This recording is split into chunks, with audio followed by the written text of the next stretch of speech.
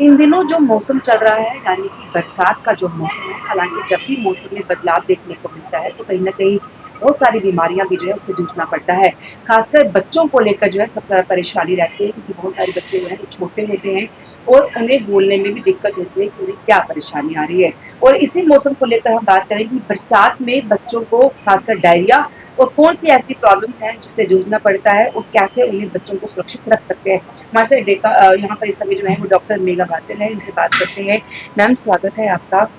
Ma'am जो मौसम चल रहा है ना कि जब भी मौसम में बदलाव होता है तो बच्चों को खासकर बड़ी परेशानी होती है, बच्चे बोल नहीं पाते, छोटे जो होते हैं।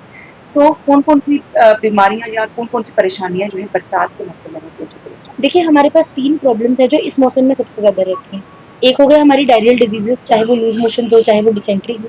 दूसरा हमारे पास रहता है जो वेदर हमारा सडनली चेंज होता है, किसी दिन गर्मी रह रही है, किसी दिन सर्दी रह रही है, तो उस वज़ह से बहुत जल्दी खासकर छोटे बच्चों में रेस्पिरेटरी इन्फेक्शंस रह जाती हैं।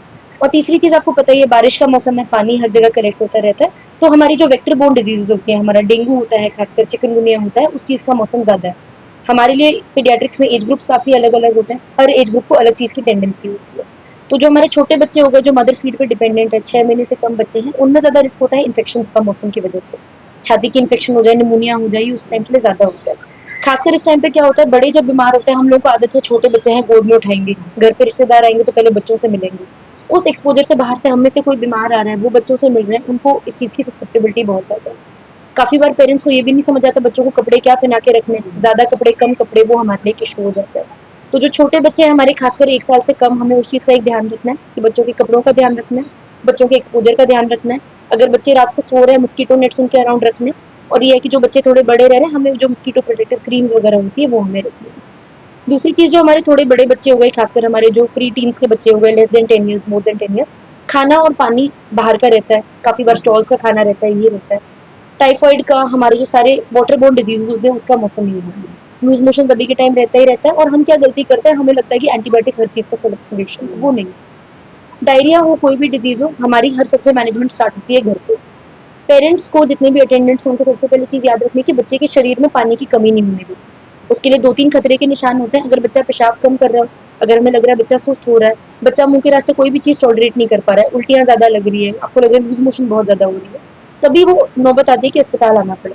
थोड़े से लूज़ मोशंस हो रहे हैं, थोड़ा-सा पेट दर्द है, उसमें कोई घबराने वाली बात नहीं होती। ओआरएस हमारे पास अवेलेबल होता है, हर घर पे, हर दुकान में आपको मिल जाएगा। ओआरएस बनाने का तरीका, 1 पैकेट 1 लीटर पानी की बोतल में और हर लूज़ मोशन के बाद देते रहना है बच्चे की एज के हिसाब से। छोटा बच्चा हुआ 1 कटोरी आपने हर बार दे दी, बड़ा बच्चा हुआ 1 ग्लास आपने हर बार दे दिया। इसमें एक चीज़ ये भी है जो हमारे पास पैकेट वाले ओआरएस आजकल अवेलेबल होते हैं, वो हम दे सकते हैं, बट उनमें शुगर कंटेंट कभी-कभी ज़्यादा रहता है जिससे हमारे लूज़ मोशंस और बढ़ सकते हैं। तो हम प्रेफ़र करते हैं कि जो नॉर्मल ओआरएस हमारे पास होता है, जो डब्ल्यूएचओ ओआरएस ओआरएस होता है, अगर हम वो देते रहें वो अच्छा रहेगा। साथ ही पेरेंट्स के लिए इम्पोर्टेंट चीज़ ये कि डाइट उस टाइम बंद नहीं करनी, बच्चे को जितनी भूख हो थोड़ा-थोड़ा खाना देते रहना है। नमक मसाले वाली चीज़ नहीं, बाहर की चीज़ से बच्चा अगर ज़िद भी कर रहा है वो नहीं। दही वाले चावल दे दिए, बेशक ही केला दे दिया, लाइट डाइट रखनी है पर हमें मेंटेन रखनी है। ताकत के लिए हम घी ऐड कर सकते हैं। तीसरी चीज़ हमारी होगी वेक्टर बोर्न डिजीजेस। डेंगू का मौसम हमारा आ रहा है, कम से कम सितंबर अक्टूबर तक रहेगा। तो इसमें यही हो गया कि अपने घर के आसपास कहीं भी पानी हमें जमा नहीं होने देना है। वाटर कलेक्शन सोर्सेज का ध्यान रखना है हमें। बच्चे जब रात को सो रहे हैं मस्कीटो नेट रखने की कोशिश करनी है। पूरी बाजू के कपड़े रखने हैं, बेशक ही वो कॉटन के रहें। और अगर आपके घर पे कहीं पे आसपास पानी इकट्ठा है जिसका आप कुछ कर नहीं सकते, तो आपने अपनी म्यूनिसिपैलिटी को इन्फॉर्म करना होता है कि वो उसमें देखने की डी मस्कीटो कैसे करना है। तो मैम बड़ी सारी चीज़ें खाने को जैसे आपने बताया कि आप केला दे देंगे। बड़ी सारी चीज़ें अच्छी होती हैं जैसे घर में कई लोग बोलते हैं कि इस बरसात के मौसम में बच्चे को सुबह और शाम दही दो, कई बोलते हैं दही ना दो और कई केले बनानास को लेकर या कई डॉक्टर सीजनल फ्रूट्स नहीं देने ये सब। तो खाने-पीने की बता दीजिए कि बरसात में से बच्चे को क्या दें, क्या देखिए एज सच कोई स्पेसिफिक चीज़ नहीं होती है। हमारे लिए ये होता है जैसे हम इंग्लिश में बोलते हैं excess of everything is bad. अगर हम कोई भी सीज़नल फ्रूट्स हो गए, खासकर जो हमारे मैंगोज़ रहते हैं, जो हमारे चेरीज़ रहते हैं, ये सब ज़्यादा क्वांटिटी में बच्चे का स्टमक अपसेट कर सकते हैं। केले भी बच्चा अगर ज़्यादा खाए अपसेट कर सकते हैं।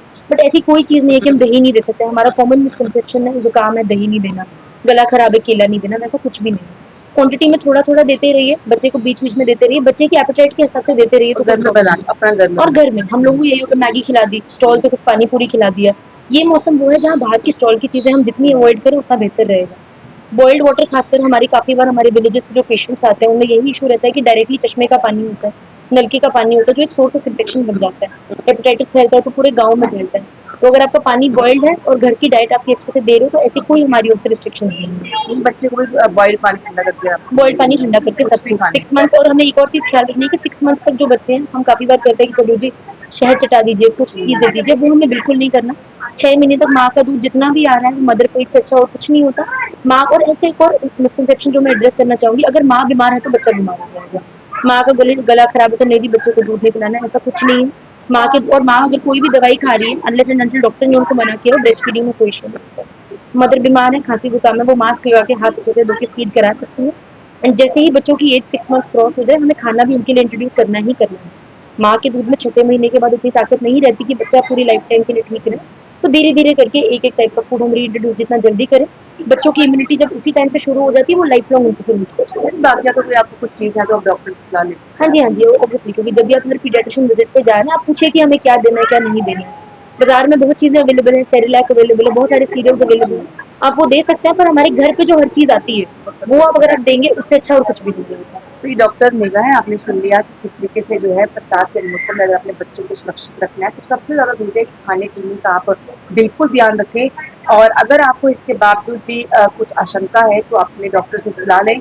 लेकिन सबसे बड़ी बात है अगर आपके बच्चे को कोई भी परेशानी आ रही है तो आप घर में जो है वो बिल्कुल भी कोई ऐसी डॉक्टरी ना करें बल्कि सीधे अपने जो आपके पास डॉक्टर है आप उनकी सलाह ले सकते हैं या फिर अपने आपके करीब जो अस्पताल है वहाँ लेकर अपने बच्चे को जा सकते हैं। क्या मैंने जानकारी दी?